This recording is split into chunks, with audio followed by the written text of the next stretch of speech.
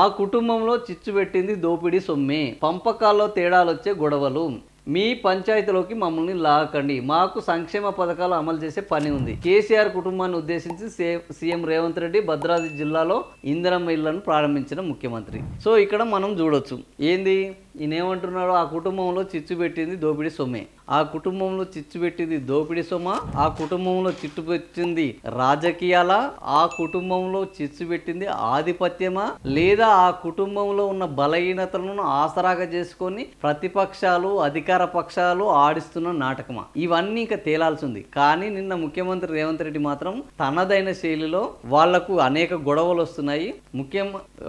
ఏంది కేసీఆర్ రాష్ట్రాన్ని సాధించడంతో పాటు దాదాపుగా 1,00,000 కోట్ల రూపాయలను సంపాదించారు, పిల్లలకు ఫామ్ హౌజులు కట్టించారు, పదవులు ఇప్పించారు, గౌరవం ఇప్పించారు. ఇన్ని ఇప్పించినా కూడా ఆయన చేయలేంది ఒకటి ఉన్నది, అది ఏంది అంటే మానసిక శాంతి. ఇన్ని ఉన్నా కూడా వాళ్ళకు శాంతి లేదు.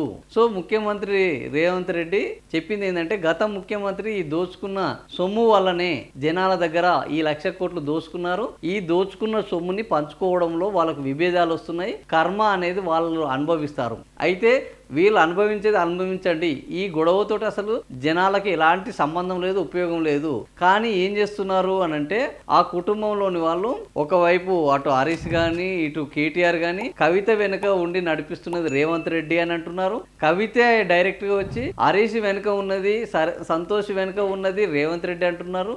మీ వెనకాల నేనెందుకుంటాను, అంతా ఒక చెత్త గ్యాంగ్, ఈ చెత్త గ్యాంగ్ వెనుక ఉండాల్సిన పని నాకేమున్నది, నేను ఇది రాష్ట్రానికి నాయకుడిని, ఒకవేళ ఉంటే నేను ముందుంటాను. నాయకుడు అంటే లీడర్ అనేవాడు లీడ్ చేస్తాడు కానీ వెనక ఎందుకుంటాడు, అయినా మీ వెనక అన్నం తినేటోడు ఎవడైనా ఉంటాడా కనీసము అని చాలా వ్యంగ్యంగా అవహేళనగా అంటే ఏ సందర్భం వచ్చినా ముఖ్యమంత్రి రేవంత్ రెడ్డి ఈ కుటుంబాన్ని టార్గెట్ చేయడంలో ముందుంటున్నారు. ఆ కుటుంబం యొక్క ప్రతిష్టని కానీ ఆ కుటుంబం యొక్క ఇంటిగ్రిటీని కానీ దెబ్బతీయడం వల్లనే మళ్ళా ఈ బీఆర్ఎస్ అనేది కోలుకోకుండా తయారవుతుంది. సో అలాంటి పరిస్థితి, అలాంటి అవకాశం ఏది వచ్చినా కూడా ముఖ్యమంత్రి రేవంత్ రెడ్డి ముందుంటున్నారు. అందులో భాగంగానే నిన్న మీ పంచాయతీలోకి మమ్మల్ని లాగకండి అని అటు బీజేపీ వాళ్ళు అన్నారు, ఇటు ముఖ్యమంత్రి రేవంత్ రెడ్డి అన్నారు. సో 1,000 కోట్లకు నెలకు 1,000 కోట్లకు తగ్గకుండా గత 100 నెలల్లో 1,00,000 కోట్లు దోచుకున్నారు.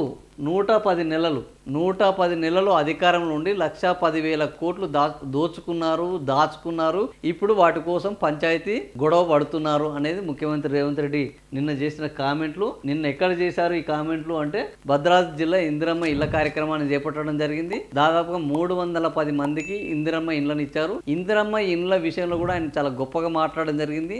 ఊరికి హనుమంతులు లేని గుడి ఏ విధంగా ఉండదో, ఇందిరమ్మ ఇల్లు లేని ఊరు కూడా ఉండదు. కొన్ని చోట్ల, కొన్ని తండాలలో, కొన్ని గూడాలలో ఇంకా హనుమాన్ గుడులు లేవు, కానీ ఇందిరమ్మ ఇల్లు లేని గూడెము తండా లేదు. అంటే ఏదైనా తనదైన శైలిలో చెప్పడంలో ఆయన దందవేశం చేయి. సో ఈరోజు ఆయన చెప్తున్నది ఏంది అని అంటే, ఇందిరమ్మ ఇండ్లు, ఇందిరమ్మ రాజ్యం ఎంత గొప్పది అనేది ఆయన చెప్పడానికి ఇది ఒక అద్భుతమైన ఉదాహరణ తీసుకున్నారు. సో నిన్న అదే విధంగా ఆయన మాట్లాడుతున్నప్పుడు కల్వకుంట్ల ఫ్యామిలీ మీద ఆయన వేస్తున్న సెటైర్లకు ఆడ బ్రహ్మాండంగా నవ్వులు పూయించడం జరిగింది.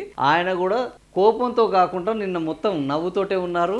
జనరల్గా మొన్నటి వరకు కల్వకుంట్ల కోపం అనగానే ఆగ్రహంగా ఉండే ముఖ్యమంత్రి నిన్న మాత్రం చాలా ప్రశాంతంగా నవ్వుకుంటూ సెటైర్లు వేయడం జరిగింది. ఎందుకంటే ఇక నుంచెల్లి ఆ కుటుంబం తెరువు నేను పోవాల్సిన పని లేదు, ఇక నుంచెల్లి ఆ కుటుంబం గురించి ప్రత్యేకంగా ఆలోచించాల్సిన అవసరం లేదు, ఆ కుటుంబాన్ని టార్గెట్ చేయాల్సిన అవసరం లేదు. ఎందుకంటే ఇప్పుడు వాళ్ళలో వాళ్ళే కొట్లాడుకుంటున్నారు. వాళ్ళలో జరిగిన కుంభకోణాలను, వాళ్ళలో తిన్న అవినీతి సొమ్మును, వాళ్ళు చేసిన అక్రమాలను వాళ్ళే బయట పెట్టుకుంటున్నారు. దీని మీద నేను ఫోకస్ చేయాల్సిన అవసరం లేదు. సో జనాలకు ఇది అర్థమైపోతుంది, అవినీతి పరులు ఎవరు, అక్రమాలు చేసింది ఎక్కడ, ఎంత, సో వాళ్ళ పతనం ఏంది అనేది ఇక జనాలే చూసుకుంటారన్న పద్ధతిలో నిన్న ఆయన ప్రశాంతంగా సెటైర్లు వేసుకుంటూ ఆయన కార్యక్రమాన్ని కొనసాగించారు. ఇక్కడ మనం చూడొచ్చు, నిన్న బెండలపాడు బత్సలి నరసమ్మ ఇందిరమ్మ గృహంలో ఆమె మనవరాలకు పాయసం తినిపిస్తూ చాలా ఎమ్మెల్యేలు జారే ఆదినారాయణ, మాలోతు, రామదోస్తు నాయకు వీళ్ళందరితోటి ఇక్కడ మంత్రి కోమటిరెడ్డి, మంత్రి పొంగులేటి శ్రీనివాస్ రెడ్డి అక్కడ చాలా ప్రశాంతంగా ఉన్నారు.